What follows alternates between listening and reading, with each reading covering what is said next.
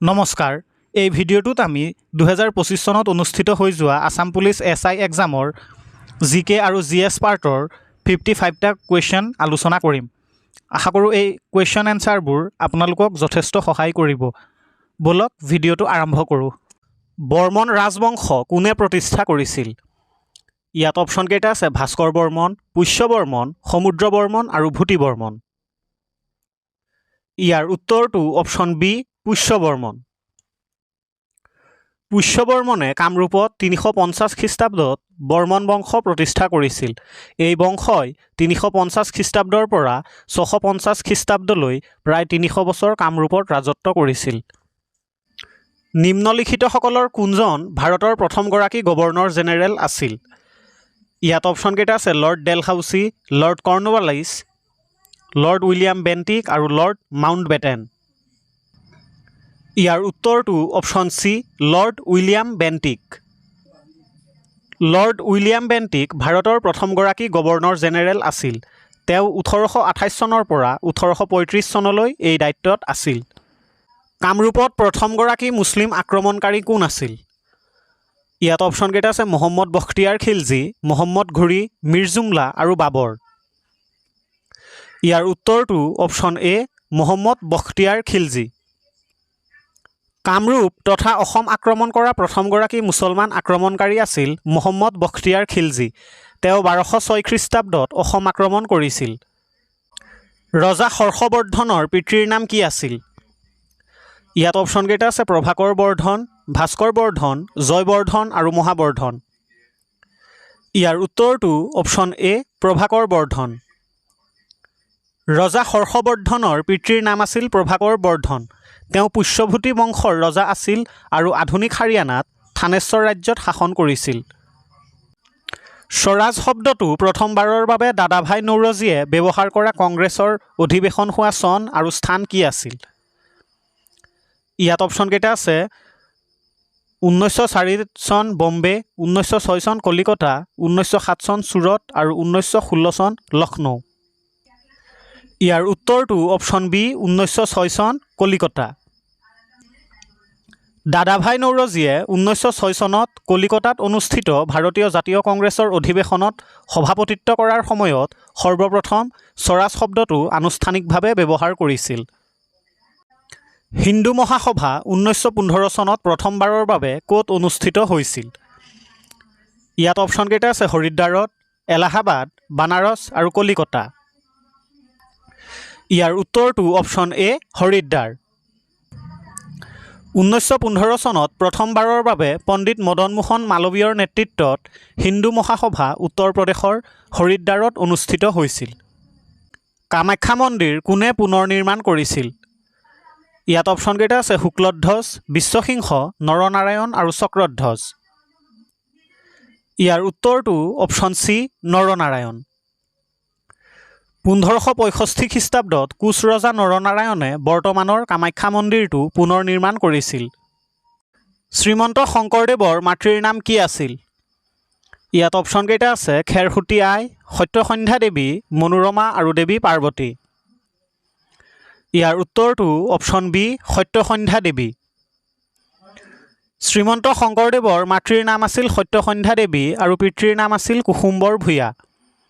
শংকৰদেৱৰ শৈশৱতে মাতৃৰ বিয়োগ হোৱা বাবে তেওঁক আইতাক খেৰসুতীয়ে ডাঙৰ দীঘল কৰিছিল। ৰাণী এলিজাবেথৰ কোনগৰাকী ৰাষ্ট্ৰদূতে গুজৰাটত বাণিজ্য কৰিবলৈ ফৰমান বিচাৰি আকবৰৰ ৰাজসভালৈ আহিছিল? ইয়াত অপশ্যন কেইটা আছে ছাৰ থমাছ ৰো, উইলিয়াম হকিংছ, জন মিল্ডেনখন আৰু লৰ্ড ডেলহাউচি। ইয়াৰ উত্তৰটো অপশ্যন চি জন মিল্ডেনখন। ৰাণী এলিজাবেথৰ ৰাষ্ট্ৰদূত জন মিল্ডেনখন গুজৰাটত বাণিজ্য কৰাৰ ফৰমান বিচাৰি মোগল সম্ৰাট আকবৰৰ ৰাজসভালৈ আহিছিল। আসাম এছ'চিয়েশ্যনৰ প্ৰথমখন সভা কেতিয়া আৰু ক'ত হৈছিল? ইয়াত অপশ্যন কেইটা আছে 1905 চন ডিব্ৰুগড়, 1904 চন গুৱাহাটী, 1905 চন লখিমপুৰ আৰু 1904 চন যোৰহাট। ইয়াৰ উত্তৰটো অপশ্যন এ 1905 চন ডিব্ৰুগড়। আসাম এছ'চিয়েশ্যন 1903 চনত প্ৰতিষ্ঠা কৰা হৈছিল। ইয়াৰ প্ৰথম সম্পাদক আছিল মাণিক চন্দ্ৰ বৰুৱা আৰু প্ৰথম সভাপতি আছিল ৰাজা প্ৰভাত চন্দ্ৰ বৰুৱা। ইয়াৰ প্ৰথমখন বাৰ্ষিক সভা বা অধিৱেশন 1905 চনত ডিব্ৰুগড়ত অনুষ্ঠিত হৈছিল। স্বাধীন অসমৰ প্ৰথমগৰাকী ৰাজ্যপাল কোন আছিল? ইয়াত অপশ্যনকেইটা আছে ফখৰুদ্দিন আলী আহমেদ, ছাৰ ছাদুল্লাহ, ছাৰ আকবৰ হাইদৰী আৰু লক্ষ্মণ আচাৰ্য। ইয়াৰ উত্তৰটো option C, sir Akbar Hydari. স্বাধীনতাৰ পিছত অসমৰ প্ৰথম ৰাজ্যপাল আছিল ছাৰ আকবৰ হাইদৰী। 1947 চনৰ 15 আগষ্টত তেওঁ কাৰ্যভাৰ গ্ৰহণ কৰে আৰু 1948 চনত তেওঁৰ মৃত্যু পৰ্যন্ত কাৰ্যনিৰ্বাহ কৰে। অসমত ব্ৰিটিছ শাসনৰ বিৰোধিতা কৰা প্ৰথমগৰাকী ব্যক্তি কোন আছিল? ইয়াত অপশ্যনকেইটা আছে পিয়লি বৰফুকন, গোমধৰ কোঁৱৰ, মণিৰাম দেৱান আৰু জীউৰাম দুলীয়া বৰুৱা। ইয়াৰ উত্তৰটো অপশ্যন বি, গোমধৰ কোঁৱৰ। অসমত ব্ৰিটিছ শাসনৰ বিৰোধিতা কৰা প্ৰথমগৰাকী ব্যক্তি আছিল গোমধৰ কোঁৱৰ। তেওঁ 1828 চনত ব্ৰিটিছ শাসনৰ বিৰুদ্ধে বিদ্ৰোহৰ সূচনা কৰিছিল। আলেকজেণ্ডাৰে কেতিয়া ভাৰত আক্ৰমণ কৰিছিল? ইয়াত অপশ্যনকেইটা আছে খ্ৰীষ্টপূৰ্ব 326, খ্ৰীষ্টপূৰ্ব 316, খ্ৰীষ্টপূৰ্ব 346 আৰু খ্ৰীষ্টপূৰ্ব 356। ইয়াৰ উত্তৰটো অপশ্যন এ, খ্ৰীষ্টপূৰ্ব 326। আলেকজেণ্ডাৰে খ্ৰীষ্টপূৰ্ব 326ত ভাৰতবৰ্ষ আক্ৰমণ কৰিছিল। ভাৰত অভিযানৰ সময়তে তেওঁ পাঞ্জাৱৰ ৰজা পুৰুৰ সৈতে ঝেলুম নদীৰ পাৰত বিখ্যাত হাইডস্পেচৰ যুদ্ধত অৱতীৰ্ণ হৈছিল। বিখ্যাত ত্ৰিমূৰ্তি সদাশিৱ তলৰ কোন গুহাৰ অংশ? ইয়াত অপশ্যনকেইটা আছে অজন্তা, ইলোৰা, এলিফেণ্টা আৰু বৰা গুহা। ইয়াৰ উত্তৰটো অপশ্যন চি, এলিফেণ্টা। বিখ্যাত ত্ৰিমূৰ্তি সদাশিৱ এলিফেণ্টা গুহাৰ অংশ। মহাৰাষ্ট্ৰৰ মুম্বাইৰ সমীপৰ এলিফেণ্টা দ্বীপৰ 1 নং গুহাত খোদিত কৰা হৈছে এই শিল্পকৰ্ম। 1987 চনত এই গুহাসমূহক ইউনেস্কোৰ বিশ্ব ঐতিহ্য ক্ষেত্ৰ হিচাপে স্বীকৃতি দিয়া হৈছে। অৰুণোদয়ৰ প্ৰথমগৰাকী সম্পাদক কোন আছিল? ইয়াত অপশ্যনকেইটা আছে doctor Nathan Brown, Padmanath Gohain Baruah, Jagannath Baruah আৰু বিষ্ণুৰাম মেধি। ইয়াৰ উত্তৰটো ডক্টৰ নাথান ব্ৰাউন। অৰুণোদয় সংবাদপত্ৰখনৰ প্ৰথমগৰাকী সম্পাদক আছিল ডক্টৰ নাথান ব্ৰাউন। 1846 চনৰ জানুৱাৰী মাহত শিৱসাগৰৰ মিছন প্ৰেছৰ পৰা প্ৰকাশ পোৱা এই আলোচনীখনেই আছিল প্ৰথম অসমীয়া ভাষাৰ সংবাদপত্ৰ তথা আলোচনী। গান্ধী আৰউইন চুক্তি ভাৰতৰ কোন আন্দোলনৰ লগত জড়িত আছিল? ইয়াত অপশ্যনকেইটা আছে ৰৌলাট সত্যাগ্ৰহ, আইন অমান্য, অসহযোগ আৰু ভাৰত ত্যাগ। ইয়াৰ উত্তৰটো অপশ্যন বি, আইন অমান্য। গান্ধী আৰউইন চুক্তি আইন অমান্য আন্দোলনৰ সৈতে জড়িত আছিল। 1931 চনৰ 5 মাৰ্চত মহাত্মা গান্ধী আৰু ভাইচৰয় লৰ্ড আৰউইনৰ মাজত এই চুক্তি স্বাক্ষৰিত হয়। কোনখন বেদত আটাইতকৈ প্ৰাচীন বৈদিক সংস্কৃতিৰ তথ্য পোৱা যায়? ইয়াত অপশ্যনকেইটা আছে ঋগ্বেদ, যৰ্জুবেদ, অথৰ্ববেদ আৰু সামবেদ। ইয়াৰ উত্তৰটো অপশ্যন এ, ঋগ্বেদ। ঋগ্বেদত আটাইতকৈ প্ৰাচীন বৈদিক সংস্কৃতিৰ তথ্য পোৱা যায়। 4খন বেদৰ ভিতৰত ঋগ্বেদ আটাইতকৈ পুৰণি বেদ। এই বেদত ইণ্ডো আৰ্য সমাজৰ আৰু তেওঁলোকৰ ৰীতি নীতি আৰু ধৰ্মীয় পদ্ধতিৰ বিষয়ে উল্লেখ আছে। অসমত অভিৰুচি ক্ৰীড়া দিৱস ৰূপে কাৰ জন্মদিন পালন কৰা হয়? ইয়াত অপশ্যনকেইটা আছে ৰাধা গোবিন্দ বৰুৱা, ভোগেশ্বৰ বৰুৱা, লাচিত বৰফুকন আৰু মেজৰ ধ্যানচান্দ। ইয়াৰ উত্তৰটো অপশ্যন বি, ভোগেশ্বৰ বৰুৱা। অসমৰ প্ৰথম অৰ্জুন বঁটা বিজয়ী আৰু প্ৰখ্যাত খেলুৱৈ ভোগেশ্বৰ বৰুৱাৰ জন্মদিনটো 3 ছেপ্টেম্বৰ তাৰিখে অসমত অভিৰুচি ক্ৰীড়া দিৱস হিচাপে পালন কৰা হয়। অসমৰ ক্ৰীড়া জগতলৈ আগবঢ়োৱা অৱদানৰ প্ৰতি সন্মান জনাই 1984 চনৰ পৰা এই দিৱস উদযাপন কৰি অহা হৈছে। ভাৰতীয় জাতীয় কংগ্ৰেছৰ পৰা ওলাই আহি সুভাষ চন্দ্ৰ বসুৱে কি দল গঠন কৰিছিল? ইয়াত অপশ্যনকেইটা আছে ৰিপাব্লিকান পাৰ্টি, সমাজবাদী পাৰ্টি, ফৰৱাৰ্ড ব্লক আৰু ইণ্ডিয়ান নেশ্যনেল আৰ্মি। ইয়াৰ উত্তৰটো অপশ্যন চি, ফৰৱাৰ্ড ব্লক। ভাৰতীয় জাতীয় কংগ্ৰেছৰ পৰা ওলাই আহি সুভাষ চন্দ্ৰ বসুৱে 1939 চনৰ 3 মে'ত অল ইণ্ডিয়া ফৰৱাৰ্ড ব্লক নামৰ এটা নতুন ৰাজনৈতিক দল গঠন কৰিছিল। চিকানগ্ৰামৰ পৰা কোচবিহাৰলৈ কোনে তেওঁৰ ৰাজধানী স্থানান্তৰিত কৰিছিল? ইয়াত অপশ্যনকেইটা আছে হাৰিয়া মণ্ডল, জয়ধ্বজ সিংহ, বিশ্ব সিংহ আৰু চুকাফা। ইয়াৰ উত্তৰটো অপশ্যন চি বিশ্বসিংহ। কোচ ৰাজবংশৰ প্ৰতিষ্ঠাপক মহাৰাজ বিশ্বসিংহই তেওঁৰ ৰাজধানী চিকানগ্ৰামৰ পৰা বৰ্তমানৰ কোচবিহাৰলৈ স্থানান্তৰিত কৰিছিল। ৰাজ্যখনৰ প্ৰশাসনিক আৰু সামৰিক স্থিতি সুদৃঢ় কৰাৰ উদ্দেশ্যে তেওঁ এই স্থানান্তৰ কৰিছিল। গৌতম বুদ্ধই মৃত্যুৰ পিছত পৰিনিৰ্বাণ লাভ কৰা বুলি বৌদ্ধসকলে বিশ্বাস কৰা ঠাইখন কি? ইয়াত অপশ্যন কেইটা আছে কৌশম্বী, কুশীনগৰ, চিত্ৰকূট আৰু পাটলিপুত্ৰ। ইয়াৰ উত্তৰটো অপশ্যন বি কুশীনগৰ। গৌতম বুদ্ধই মৃত্যুৰ পিছত পৰিনিৰ্বাণ লাভ কৰা বুলি বৌদ্ধ ধৰ্মাৱলম্বীসকলে বিশ্বাস কৰা ঠাইখন হ'ল উত্তৰ প্ৰদেশৰ কুশীনগৰ। এই স্থানতে গৌতম বুদ্ধই মহাপৰিনিৰ্বাণ লাভ কৰিছিল। সমুদ্ৰগুপ্তৰ ৰাজসভাৰ সভাকবি কোন আছিল? ইয়াত অপশ্যন কেইটা আছে বানভট্ট, হৰিসেন, ভৱভূতি আৰু পাণিনি। ইয়াৰ উত্তৰটো অপশ্যন বি হৰিসেন। সমুদ্ৰগুপ্তৰ ৰাজসভাৰ সভাকবি আছিল হৰিসেন। তেওঁ একেৰাহে এজন কবি, মন্ত্ৰী আৰু সামৰিক বিষয়াও আছিল। হৰিসেনে সংস্কৃত ভাষাত বিখ্যাত প্ৰয়াগ প্ৰশস্তি বা এলাহাবাদ স্তম্ভ শিলালিপি ৰচনা কৰিছিল। অসমীয়া পৰ্দাৰ প্ৰথম অভিনেত্ৰী আইদেউ সন্দিকৈয়ে নিম্নলিখিত কোনটো নিজৰ মধ্যম নাম হিচাপে ব্যৱহাৰ কৰিছিল? ইয়াত অপশ্যন কেইটা আছে নীলাম্বৰ, গদাধৰ, পীতাম্বৰ আৰু মনেশ্বৰ। ইয়াৰ উত্তৰটো অপশ্যন এ নীলাম্বৰ। অসমীয়া চলচ্চিত্ৰৰ প্ৰথম অভিনেত্ৰী আইদেউ সন্দিকৈয়ে নিজৰ মধ্যম নাম হিচাপে নীলাম্বৰ ব্যৱহাৰ কৰিছিল। এই নামটো তেওঁৰ পিতৃ নীলাম্বৰ সন্দিকৈৰ নামৰ পৰা লোৱা হৈছিল। 1923 চনত কোনে স্বৰাজ দল গঠন কৰিছিল? ইয়াত অপশ্যন কেইটা আছে মতিলাল নেহেৰু আৰু চি.আৰ. দাস, শচীন চান্নাল আৰু যোগেশ চেটাৰ্জী, গান্ধীজী আৰু জৱাহৰলাল নেহেৰু, আব্দুল গফৰ খান আৰু চৰ্দাৰ পেটেল। ইয়াৰ উত্তৰটো অপশ্যন এ মতিলাল নেহেৰু আৰু চি.আৰ. দাস।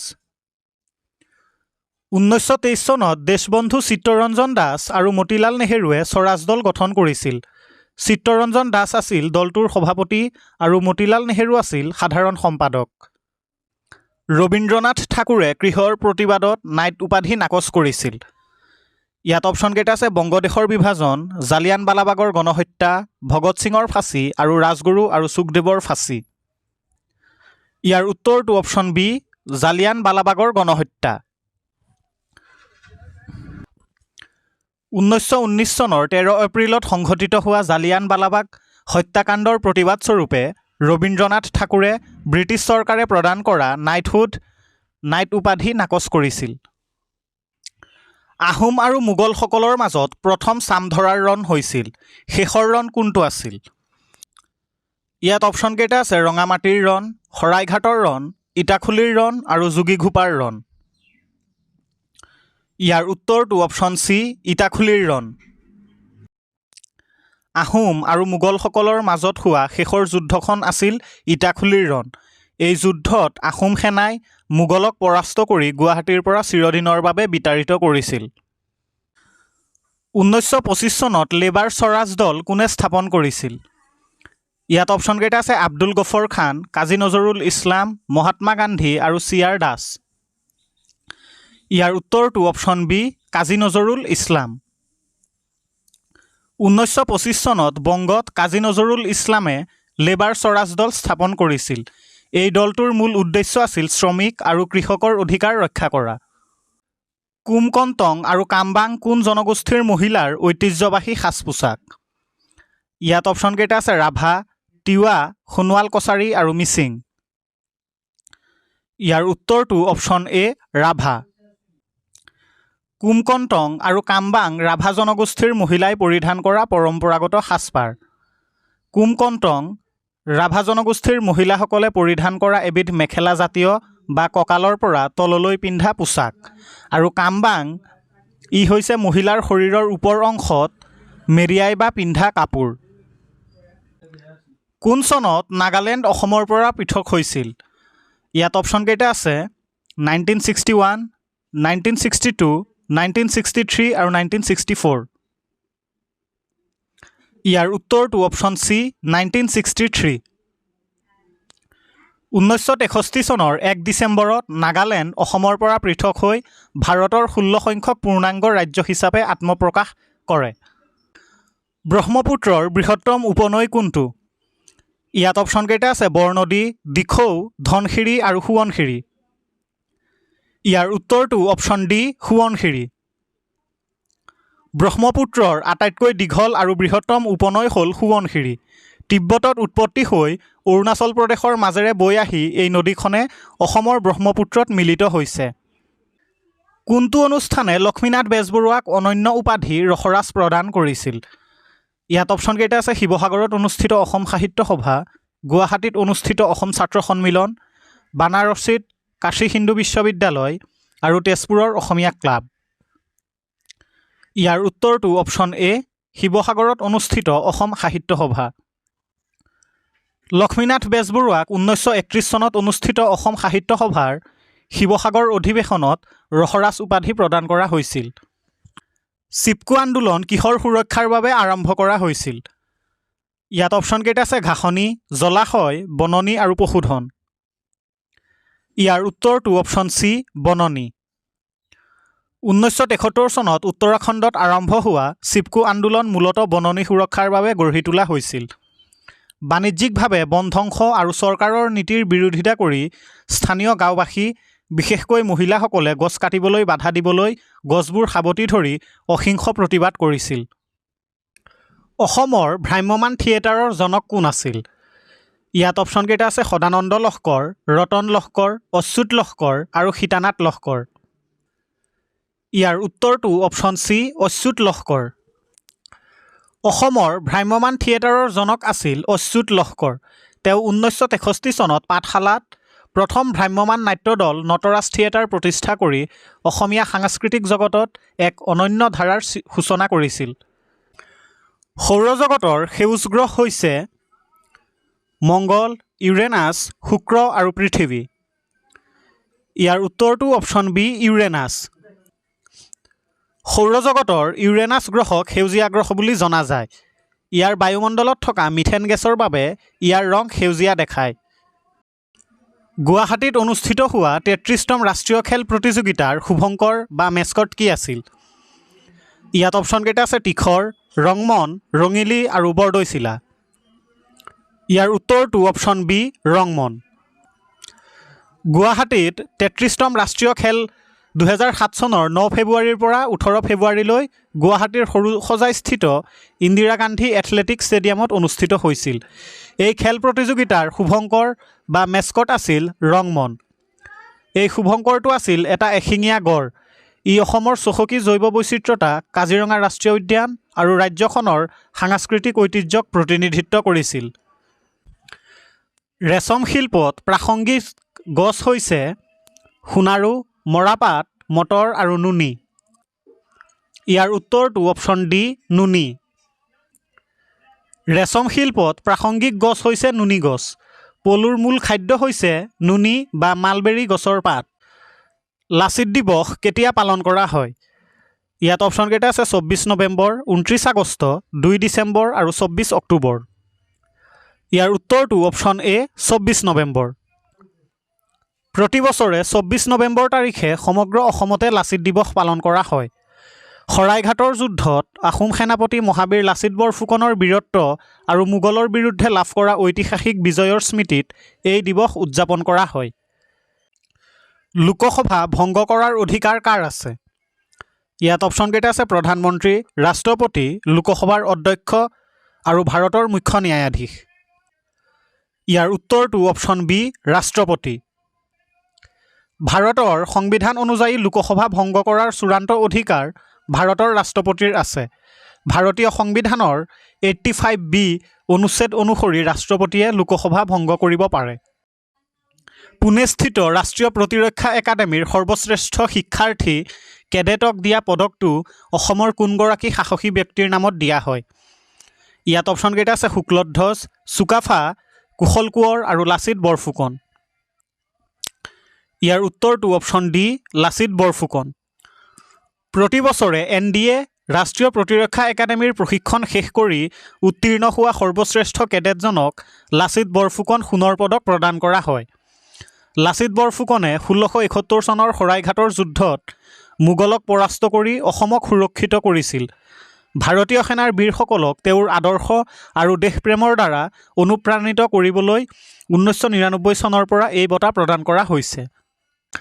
অসমৰ লগত আন্তঃৰাষ্ট্ৰীয় সীমা থকা দুখন বৈদেশিক ৰাষ্ট্ৰ হৈছে বাংলাদেশ আৰু ভূটান, নেপাল আৰু ভূটান, ম্যানমাৰ আৰু বাংলাদেশ, নেপাল আৰু বাংলাদেশ। ইয়াৰ উত্তৰটো অপশ্যন এ, বাংলাদেশ আৰু ভূটান। অসমৰ লগত আন্তঃৰাষ্ট্ৰীয় সীমা থকা বৈদেশিক ৰাষ্ট্ৰ দুখন হৈছে ভূটান আৰু বাংলাদেশ। অসমৰ উত্তৰ দিশে ভূটান আৰু দক্ষিণ পশ্চিম দিশত বাংলাদেশৰ লগত অসমৰ আন্তঃৰাষ্ট্ৰীয় সীমা সংযুক্ত হৈ আছে। অসমৰ লৌহ মানৱ বুলি কোনগৰাকী ৰাজনৈতিক ব্যক্তিক জনা যায়? ইয়াত অপশ্যন কেইটা আছে গোপীনাথ বৰদলৈ, তৰুণৰাম ফুকন, বিমলা প্ৰসাদ চলিহা আৰু বিষ্ণুৰাম মেধি। ইয়াৰ উত্তৰটো অপশ্যন ডি, বিষ্ণুৰাম মেধি। অসমৰ লৌহ মানৱ বুলি প্ৰাক্তন মুখ্যমন্ত্ৰী বিষ্ণুৰাম মেধিক জনা যায়। তেওঁ 1950 চনৰ পৰা 1957 চনলৈ অসমৰ দ্বিতীয়গৰাকী মুখ্যমন্ত্ৰী আছিল আৰু 1958 চনৰ পৰা 1966 চনলৈ মাদ্ৰাজ বৰ্তমানৰ তামিলনাডু ৰাজ্যৰ ৰাজ্যপাল হিচাপে দায়িত্ব পালন কৰিছিল। তেওঁৰ দৃঢ়তা, দূৰদৰ্শিতা আৰু ৰাজ্যৰ প্ৰতি থকা অৱদানৰ বাবে তেওঁক সন্মান সহকাৰে অসমৰ লৌহ মানৱ বুলি অভিহিত কৰা হয়। কম্পিউটাৰৰ ছবি চিত্ৰণত ক্ষুদ্ৰতম একক হৈছে ইউনিট, পিক্সেল, এৰে আৰু ৰিজলিউশ্যন। ইয়াৰ উত্তৰটো অপশ্যন বি, পিক্সেল। কম্পিউটাৰৰ ছবি চিত্ৰণত ক্ষুদ্ৰতম একক হৈছে পিক্সেল। লাফিং গেছ কি? ইয়াত অপশ্যন কেইটা আছে nitrous oxide, nitric oxide, sulphur dioxide আৰু হাইড্ৰজেন পেৰক্সাইড। ইয়াৰ উত্তৰটো অপশ্যন এ, নাইট্ৰাছ অক্সাইড। লাফিং গেছ হৈছে নাইট্ৰাছ অক্সাইড। ই ৰংহীন আৰু মৃদু মিঠা গোন্ধযুক্ত গেছ। উশাহ ল'লে ই কেন্দ্ৰীয় স্নায়ুতন্ত্ৰক শিথিল কৰি দিয়ে আৰু মানুহৰ মাজত অনাকাংক্ষিত হাঁহি বা অনুভূতিৰ সৃষ্টি কৰে। ৰসৰাজ লক্ষ্মীনাথ বেজবৰুৱাই ৰচনা কৰা একমাত্ৰ উপন্যাসখন কি? ইয়াত অপশ্যন কেইটা আছে জোনবিৰি, কদমকলি, পদুম কুঁৱৰী আৰু সুৰভি। ইয়াৰ উত্তৰটো অপশ্যন চি, পদুম কুঁৱৰী। ৰসৰাজ লক্ষ্মীনাথ বেজবৰুৱাই ৰচনা কৰা একমাত্ৰ উপন্যাসখন হ'ল পদুম কুঁৱৰী।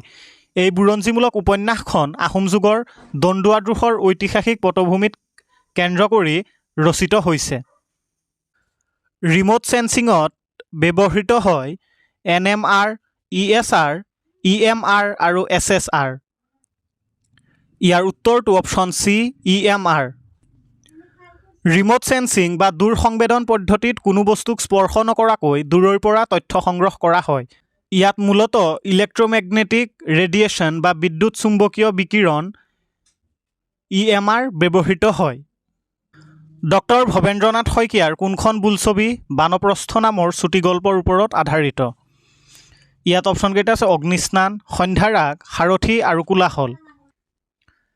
ইয়াৰ উত্তৰটো অপশ্যন বি, সন্ধ্যাৰাগ। ভৱেন্দ্ৰনাথ শইকীয়াৰ বানপ্ৰস্থ নামৰ চুটিগল্পটোৰ ওপৰত আধাৰিত বোলছবিখন হ'ল সন্ধ্যাৰাগ। 1977 চনত মুক্তি পোৱা এই ছবিখন আছিল তেওঁ পৰিচালনা কৰা প্ৰথমখন পূৰ্ণদৈৰ্ঘ্যৰ বোলছবি। নোবেল গেছ প্ৰথমে কোনে আৱিষ্কাৰ কৰিছিল? ইয়াত অপশ্যন কেইটা আছে নিলছ বৰ, নিলছ ৱাকলেৰ, নিলছ আৰ্মষ্ট্ৰং আৰু উইলিয়াম ৰামছে। ইয়াৰ উত্তৰটো option D, William Ramsay. Sir William Ramsay প্ৰথমবাৰৰ বাবে নোবেল গেছ বা নিষ্ক্ৰিয় গেছসমূহ যেনে হিলিয়াম, নিয়ন, আৰ্গন, জেনন আৱিষ্কাৰ কৰিছিল। এই অৱদানৰ বাবে তেওঁ 1904 চনত ৰসায়ন বিজ্ঞানৰ নোবেল বঁটা লাভ কৰিছিল। স্বাধীন ভাৰতৰ প্ৰথমগৰাকী মুখ্য নিৰ্বাচনী আয়ুক্ত হৈছে ডক্টৰ নগেন্দ্ৰ সিং, SP সেন ভাৰ্মা, KVK সুন্দৰম আৰু সুকুমাৰ সেন। ইয়াৰ উত্তৰটো অপশ্যন ডি, সুকুমাৰ সেন। স্বাধীন ভাৰতৰ প্ৰথমগৰাকী মুখ্য নিৰ্বাচনী আয়ুক্ত আছিল সুকুমাৰ সেন।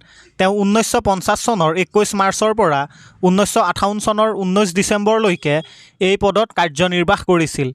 তেওঁৰ নেতৃত্বতে স্বাধীন ভাৰতে 1951 চনৰ প্ৰথমটো সাধাৰণ নিৰ্বাচন সফলভাৱে সম্পন্ন কৰিছিল। ভাৰতীয় অলিম্পিক সন্থাৰ প্ৰথমগৰাকী মহিলা সভাপতি হ'ল কৰ্ণম মালেশ্বৰী, অঞ্জু ববী জৰ্জ, MD ভালচাম্বা আৰু PT উষা। ইয়াৰ উত্তৰটো অপশ্যন ডি পি.টি. ঊষা। ভাৰতীয় অলিম্পিক সংস্থাৰ প্ৰথমগৰাকী মহিলা সভাপতি হৈছে পি.টি. ঊষা। তেওঁ 2022 চনৰ ডিচেম্বৰ মাহত এই পদত বিনা প্ৰতিদ্বন্দ্বিতাৰে নিৰ্বাচিত হৈছিল। তলত উল্লেখ কৰাৰ ভিতৰত কোনটো পিছলকাৰক হিচাপে ব্যৱহাৰ কৰা হয়? ইয়াত অপশ্যন কেইটা আছে গ্ৰেফাইট, চিলিকা, আইৰণ অক্সাইড আৰু হীৰা। ইয়াৰ উত্তৰটো অপশ্যন এ গ্ৰেফাইট। গ্ৰেফাইট পিছলকাৰক হিচাপে ব্যৱহাৰ কৰা হয়। কোন চনত ভাৰত চৰকাৰে ইউনিফাইড পেমেণ্ট ইণ্টাৰফেচ অথবা UPI যোগে লেনদেন ব্যৱস্থা কাৰ্যকৰী কৰে? ইয়াত অপশ্যন কেইটা আছে 2015, 2016, 2017 আৰু 2018 চন। ইয়াৰ উত্তৰটো অপশ্যন বি 2016 চনত। ভাৰত চৰকাৰে 2016 চনৰ 11 এপ্ৰিল তাৰিখে ইউনিফাইড পেমেণ্ট ইণ্টাৰফেচ UPI ব্যৱস্থাটো আনুষ্ঠানিকভাৱে মুকলি কৰে। Reserve Bank of India, RBI আৰু National Payments Corporation of India NPCTৰ সহযোগিতাত এই ডিজিটেল লেনদেন ব্যৱস্থাটো কাৰ্যকৰী কৰা হৈছিল।